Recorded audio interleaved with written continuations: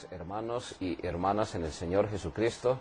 Seamos todos bienvenidos a esta nuestra materia del Seminario Bíblico Bautista Misionero Latinoamericano.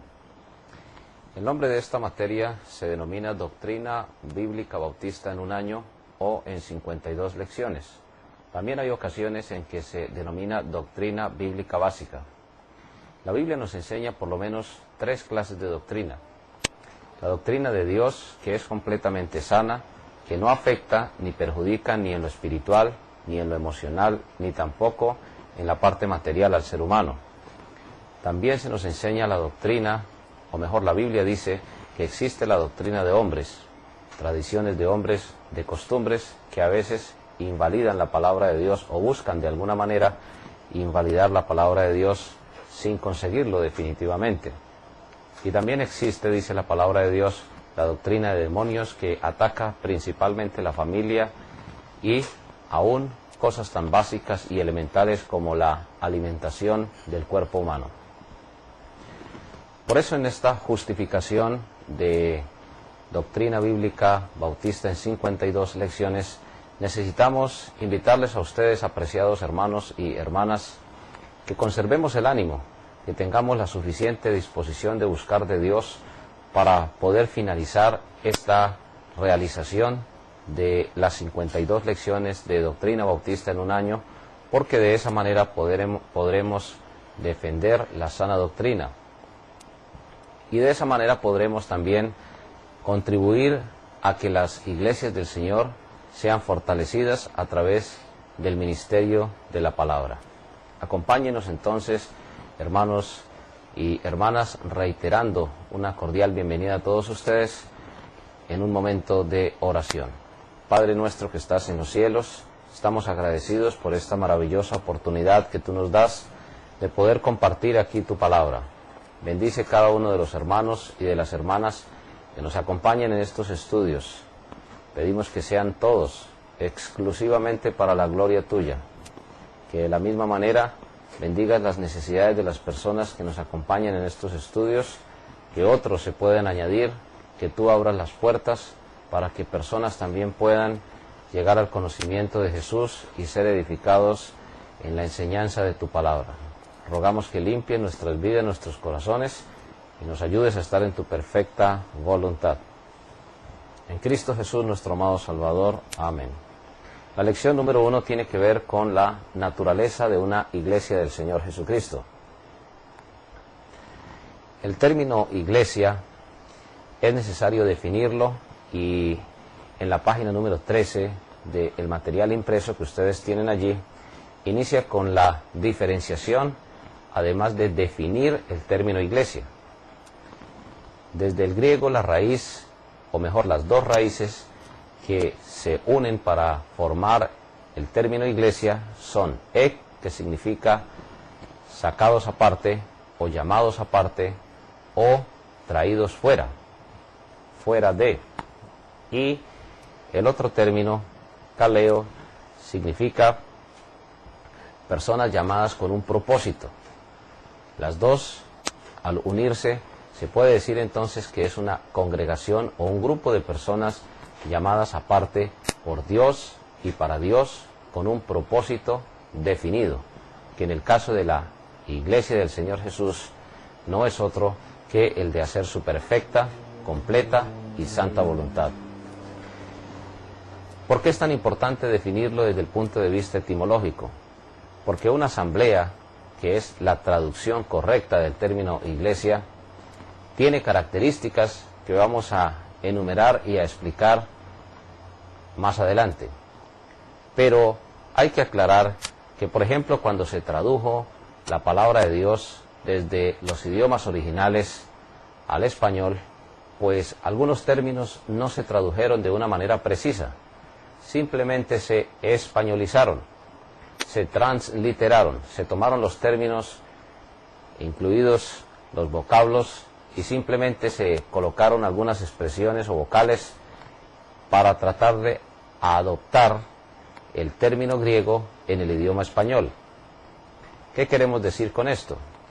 Que la realidad histórica, que el hecho, que el principal acontecimiento que sucedió con la palabra iglesia es que en lugar de haberla traducido Asamblea de Creyentes en Cristo, debidamente bautizados, local y visible, simplemente lo que hicieron fue tomar el término eclesía y españolizarlo para colocar la palabra iglesia. Esto lo hicieron porque la persecución era muy intensa.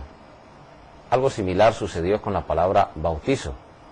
En el original la raíz es baptizo, y si se hubiera traducido correctamente, entonces el término en español sería sumergir, sería sepultar, sería inclusive inmergir, podría decirse, porque un bautizo es una representación de una sepultura y de una resurrección.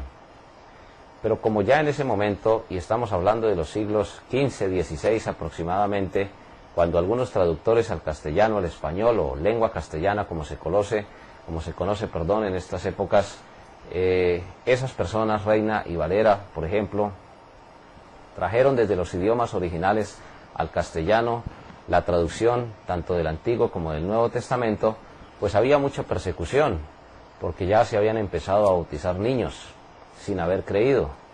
Ya había una jerarquía supremamente grande en las congregaciones que se autodenominaban iglesias del Señor Jesucristo.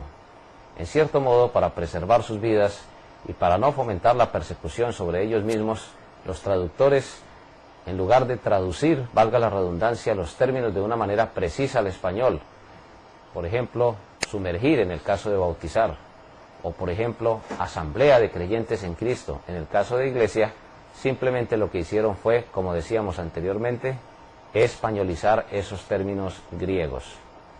De ahí la confusión. Para muchas personas, iglesia simplemente es la estructura física y lo confunden con el templo.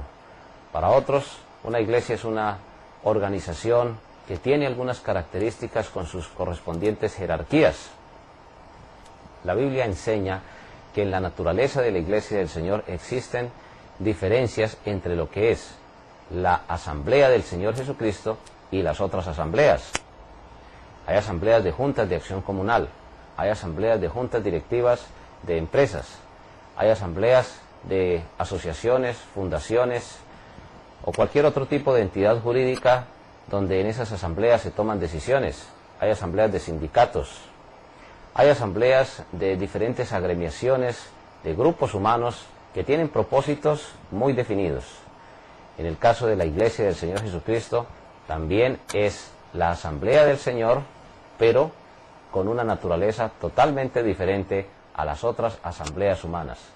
Pero eso sí, el concepto básico es ese, el de una congregación de personas reunidas en asamblea y llamadas aparte por Dios y para Dios, como lo vamos a ver más adelante en otras lecciones. Pero en esta nos corresponde, en la primera lección de Doctrina Bautista en un año, analizar cada una de las características, diferencias que tienen que ver con la propia naturaleza. Y cuando hablamos de naturaleza, es aquellas características que el Señor le dio a su iglesia desde el mismo momento en que la iglesia nació. Hablar de naturaleza es hablar de características que tiene la iglesia del Señor desde el mismo momento de su establecimiento.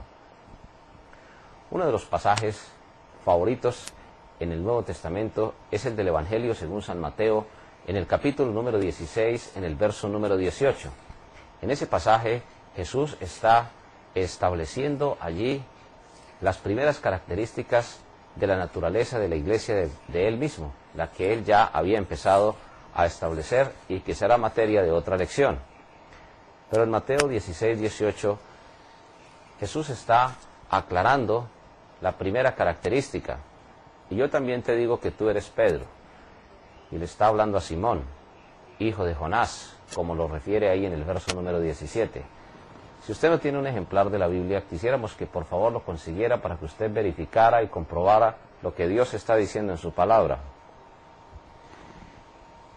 La expresión Pedro es una expresión que desde el griego significa Petro y da a entender una roca pequeña o una pequeña piedra de un edificio.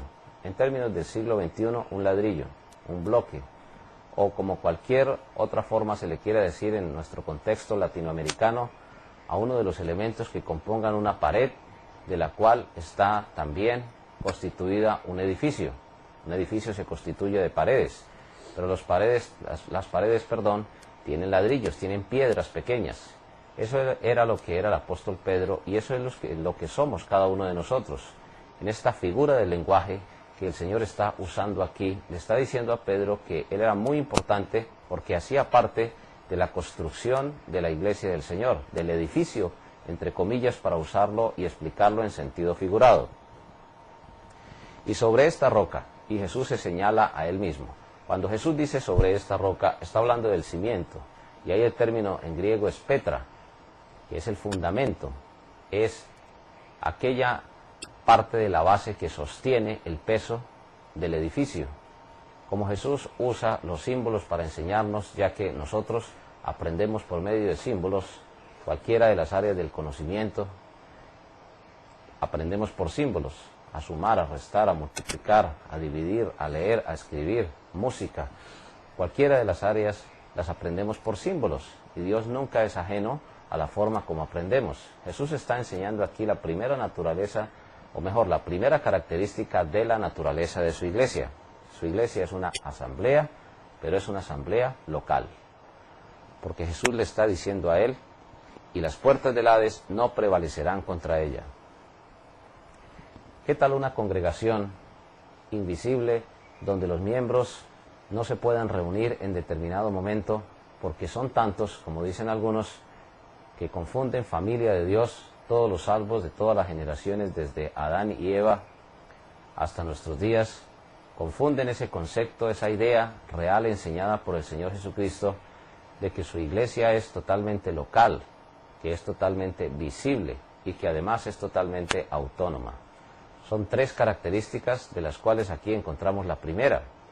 La primera es que Jesús es la cabeza de la iglesia del Señor y que cada congregación local es parte del cuerpo del Señor Jesucristo.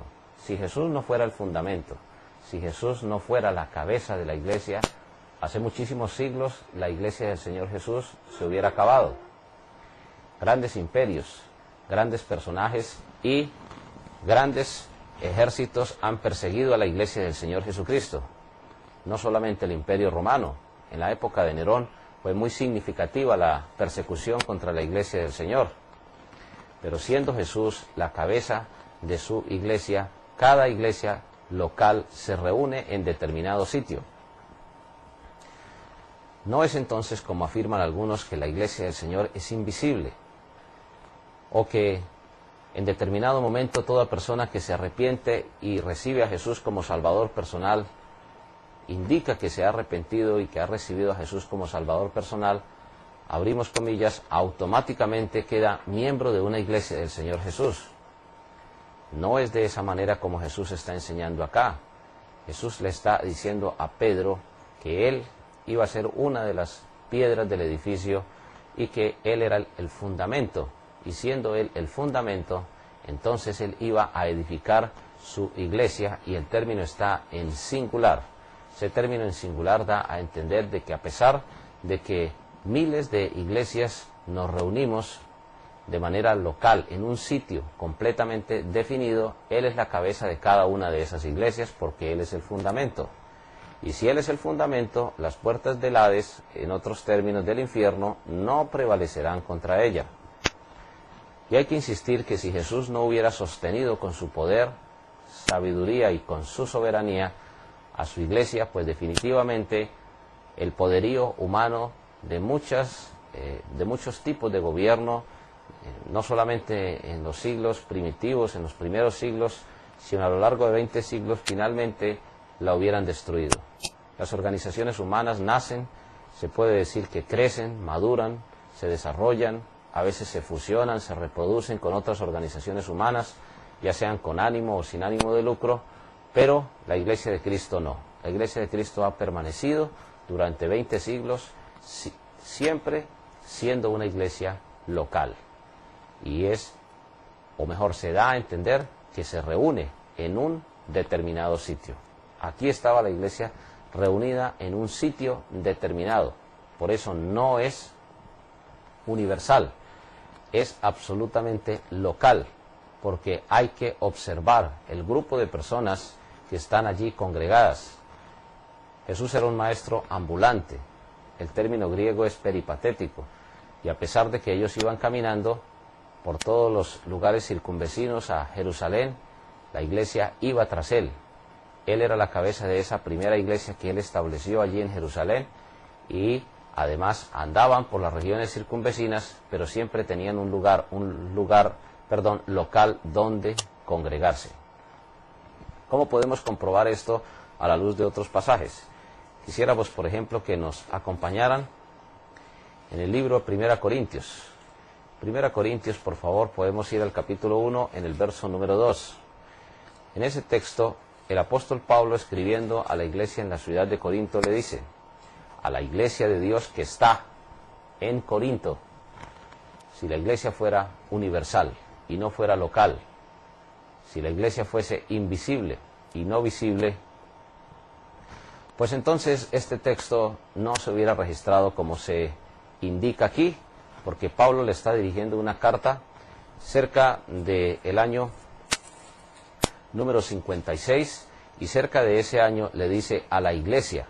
El término es singular, la iglesia de Dios que está en Corinto.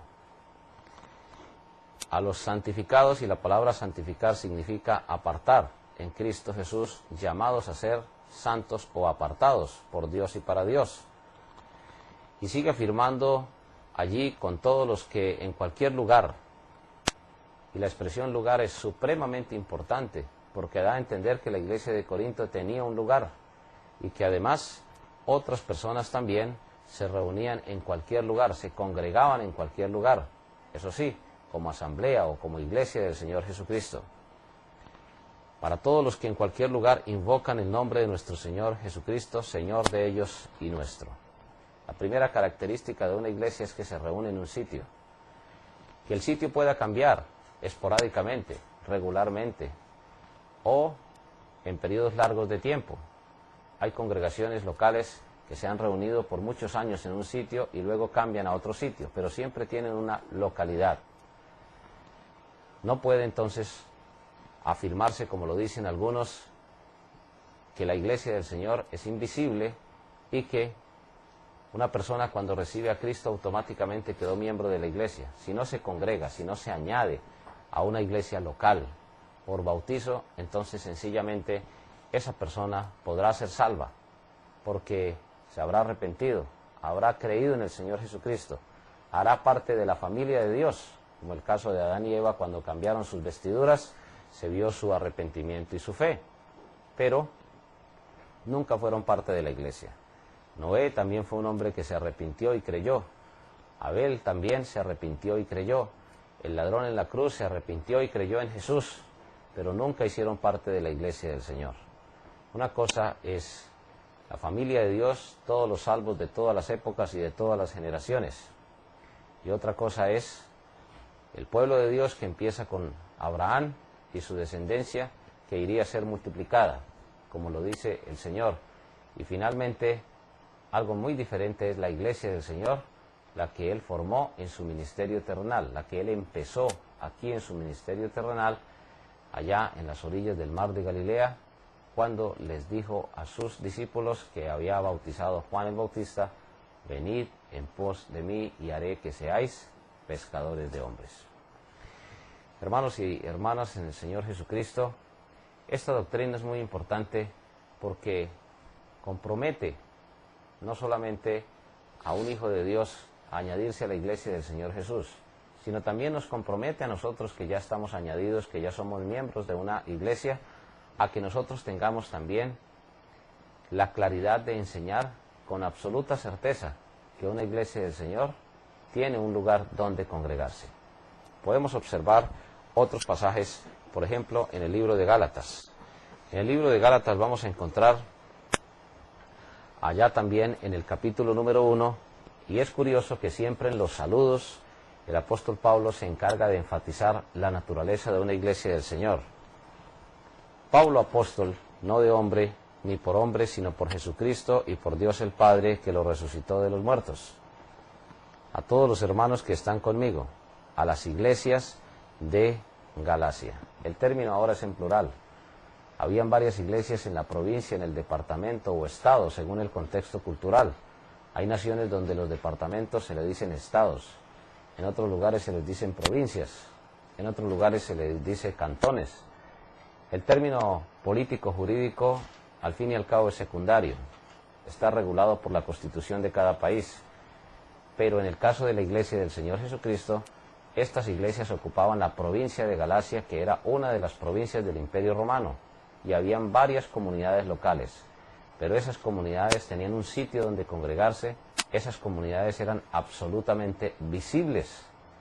Cada primer día de la semana mínimo se reunían a alabar el nombre del Señor, a expresar con acción de gracias todas las bendiciones que Dios les hubiese dado, pero también a predicar el Evangelio y a participar de las ordenanzas, del compañerismo, de la adoración, de la oración, en otros términos, a cumplir los propósitos por los cuales Dios estableció su iglesia.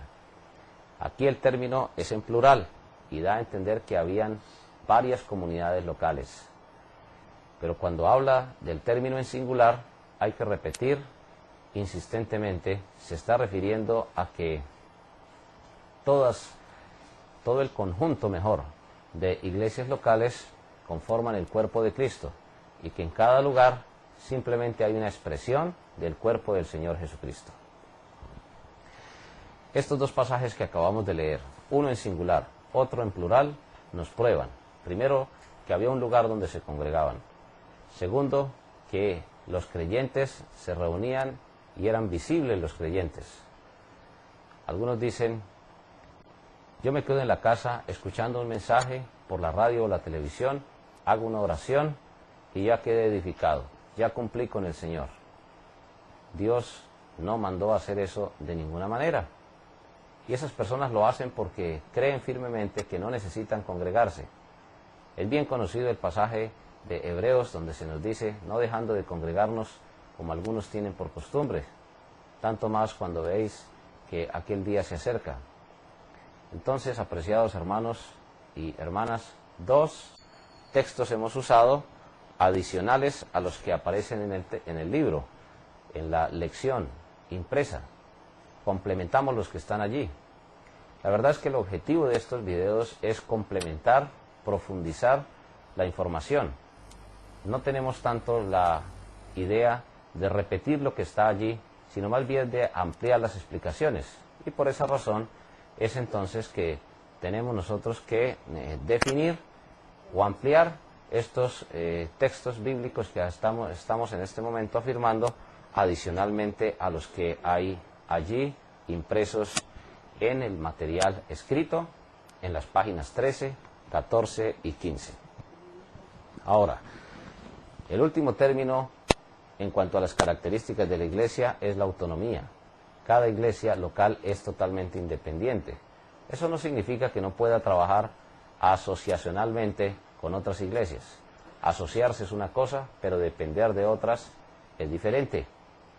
Es totalmente otra cosa. Una iglesia del Señor Jesucristo tiene claramente definida su autonomía. Podemos ir a varios textos, entre ellos en el Nuevo Testamento, en Hechos de los Apóstoles, en el capítulo número 6, donde podemos observar con bastante claridad la importancia de la autonomía de cada iglesia. Algunos dicen, la iglesia es universal, debe existir una jerarquía, debe existir un jerarca, un representante de Cristo aquí en la tierra. Pues la Biblia dice que el representante de Cristo aquí en la tierra es el Espíritu Santo.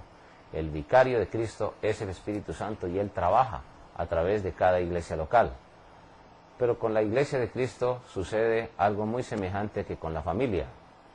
Se puede decir, en América Latina hay crisis en la familia. Muchas familias se descomponen. El nivel de divorcios está llegando al 50%. El nivel de niñez desamparada ha crecido, no aritméticamente, sino geométricamente. En otras palabras, no sumando, sino multiplicando.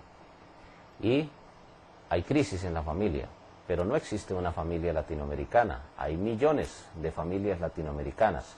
Cada familia es autónoma, cada familia es local, cada familia es visible, cada familia tiene sus propios criterios para autogobernarse. Se asocian o nos asociamos como familias con otras familias para llevar a cabo propósitos que son comunes, pero cada familia tiene su propia capacidad de autogobernarse. Nadie entonces irá a decirle a un padre de familia: usted deberá proceder a tomar X decisión, porque no tendrá autoridad de hacerlo. El texto que vamos a usar para demostrar esta característica de una iglesia del Señor Jesucristo lo encontramos en Hechos de los Apóstoles, como decíamos anteriormente, en nuestro capítulo número 6. Hechos capítulo número 6, en nuestras Biblias, dice en el verso 1: en aquellos días, como creciera el número de los discípulos, hubo murmuración de los griegos contra los hebreos, de que las viudas de aquellos eran desatendidas en la distribución diaria. Entonces los 12 convocaron a la multitud de los discípulos. Muy importante ese texto, porque ellos no se atrevieron a tomar decisiones sin tener en cuenta toda la membresía de la iglesia, que ya era contada por varios miles. Y dijeron: no es justo que nosotros dejemos la palabra de Dios para servir a las mesas. Buscad pues, hermanos, de entre vosotros a 7 varones de buen testimonio, llenos del Espíritu Santo y de sabiduría, a quienes encarguemos de este trabajo. Y nosotros persistiremos en la oración y en el ministerio de la palabra. Agradó la propuesta a toda la multitud, y eligieron a Esteban, varón lleno de fe y del Espíritu Santo, a Felipe, a Prócoro, a Nicanor, a Timón, a Parmenas y a Nicolás, prosélito de Antioquía. ¿Cuál era el problema? Se necesitaban diáconos en la iglesia del Señor para que dirigieran los asuntos materiales. ¿Cómo surgió una propuesta de solución? Los apóstoles, que eran los pastores de la iglesia de Jerusalén, y hay que insistir que ya era una iglesia que había crecido significativamente. Por ejemplo, en Hechos capítulo 4, en el verso número 4, dice que muchos de los que habían oído la palabra creyeron, y el número de los varones eran como 5,000. Si contamos una mujer por cada varón, tendríamos 10,000 miembros. Y si decimos que habían algunos otros niños y jóvenes, podremos fácilmente tener una iglesia de entre unos 15 y 20,000 miembros, algunos, eso sí, bautizados, otros seguramente todavía no. Pero cuando vamos, por ejemplo, a Hechos capítulo 5, en el verso 14, dice la Biblia: y los que creían en el Señor aumentaban más, gran número así de hombres como de mujeres. Ese gran número sobrepasaba entonces cerca de las 15,000 personas. Poner 15,000 personas de acuerdo para elegir a unos diáconos es una tarea humanamente titánica, grandiosa.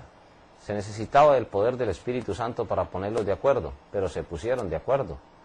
Vino la propuesta y dice que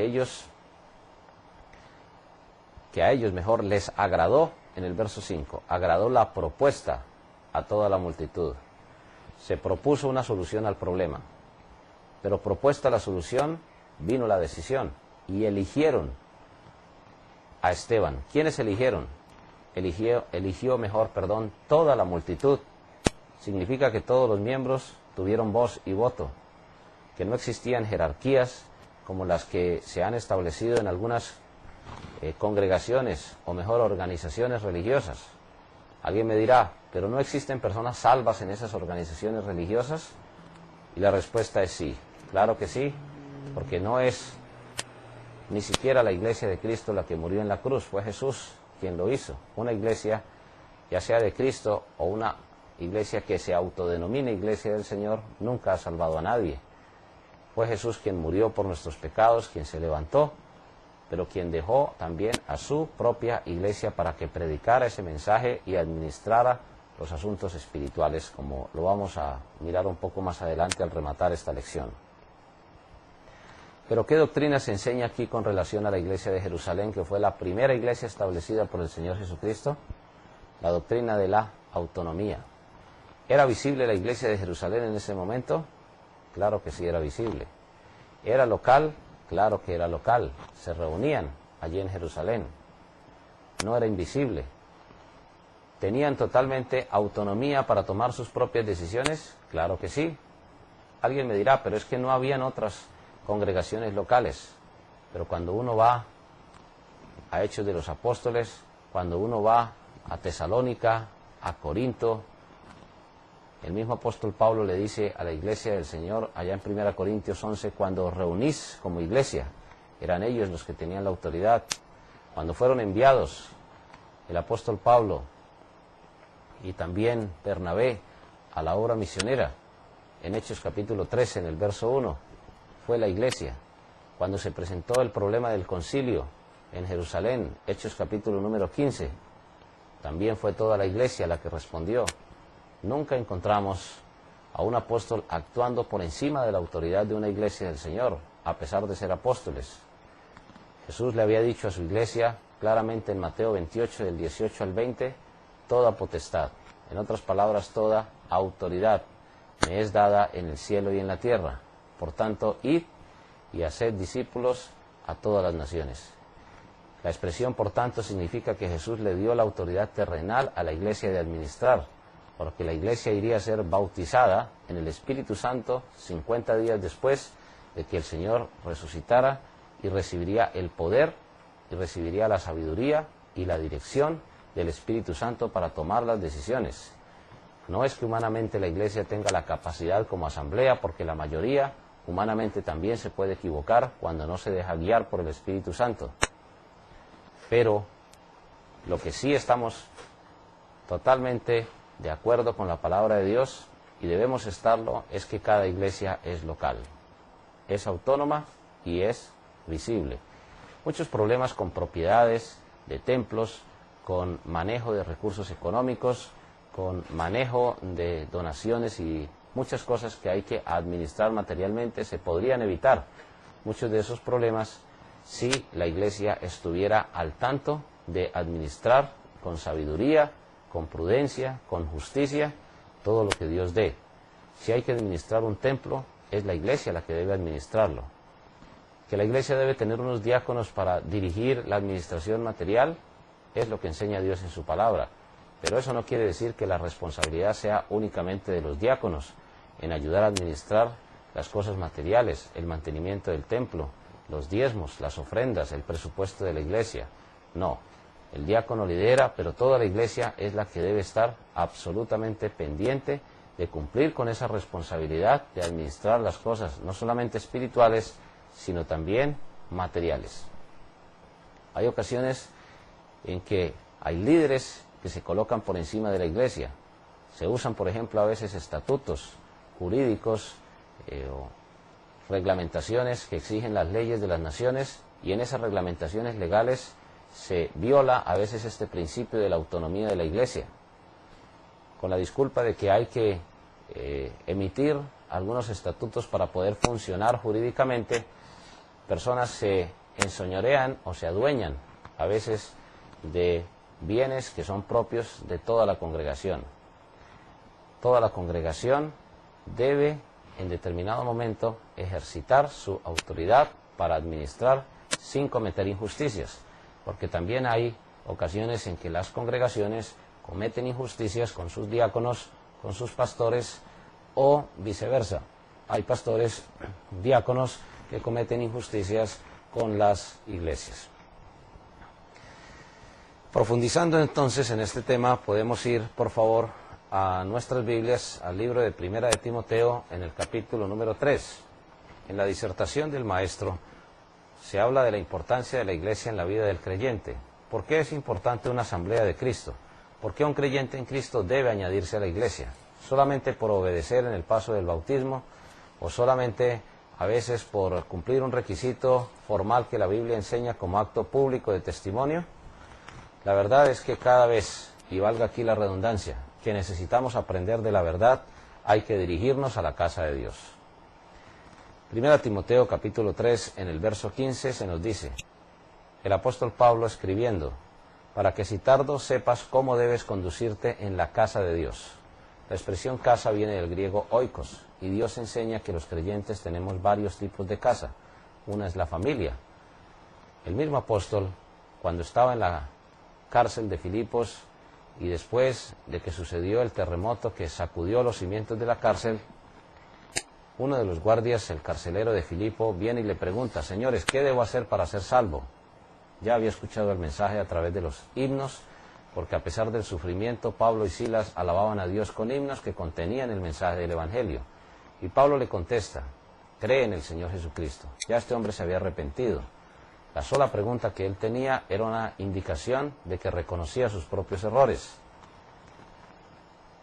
Pablo le contesta: cree en el Señor Jesucristo y serás salvo tú y tu casa. Ahí la expresión tiene que ver con uno de los niveles, por decirlo así de esa manera, o con la primera clase de casas que tenemos, que es la familia. Nacemos normalmente en el seno de una familia y la familia es de gran bendición para el nuevo ser humano que nace, que va creciendo y que necesita tanto orientación como apoyo para desarrollar y respaldar su vida, tanto en lo físico como en lo emocional y en lo espiritual. Voy a preparar lugar para vosotros. También se habla de la casa celestial que el Señor nos está preparando. Dios ha prefijado el lugar de los tiempos y los límites de la habitación del ser humano en Hechos capítulo número 17. A pesar de los múltiples intentos y grandes cantidades de millones de recursos económicos que se han invertido, el ser humano todavía no ha logrado establecer formas de vivir ni en Marte, ni en Júpiter, ni en Venus, ni en ninguno de esos planetas, porque las condiciones atmosféricas, lo afirman los científicos, algunos creyentes o no dan para tanto. Cerca del año de 1950 se profetizaba, entre comillas, que para el año 2000 habrían ya ciudades en el espacio y que muchos seres humanos estaríamos supuestamente viviendo en otros planetas. Pues la Biblia en eso ha sido muy certera, y la ciencia, la verdadera ciencia, la que no se contradice con la palabra de Dios, no estamos hablando de la pseudociencia o de la falsa ciencia que desconoce el poder de Dios para ordenar el universo. Esa verdadera ciencia pues siempre ha reconocido que las condiciones ideales para vivir el ser humano están dadas aquí en el planeta Tierra. Muchas preguntas surgen. Por ejemplo, si hay extraterrestres. La verdad es que la Biblia fue escrita para terrícolas y el universo es tan gigantesco que nosotros simplemente somos, para usar la comparación, un punto, este planeta, como perdido en el universo, pero que de una o de otra manera funciona de acuerdo a las leyes que Dios ha establecido. ¿Por qué tenemos que hacer la ampliación de este término casa? Porque la iglesia también es una casa. Está diciendo en la casa de Dios, que es la iglesia, que es la asamblea, y el término está en singular. Cada comunidad local se convierte en la iglesia del Dios viviente. El término se usa aquí en singular porque estaba referido a la iglesia de Éfeso. Timoteo era pastor, bastante joven, dicen algunos comentaristas históricos, pero era pastor en la iglesia de Éfeso. Columna y baluarte. La columna es un soporte vertical. Los baluartes tienen que ver con los soportes horizontales, ambos necesarios en la construcción de una casa.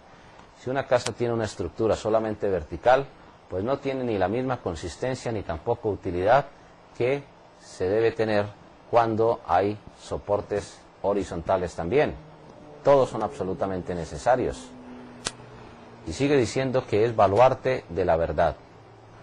En la casa de Dios, que es la iglesia del Señor, ahí aprendemos la verdad sobre la creación, sobre la familia, sobre la niñez, sobre la juventud.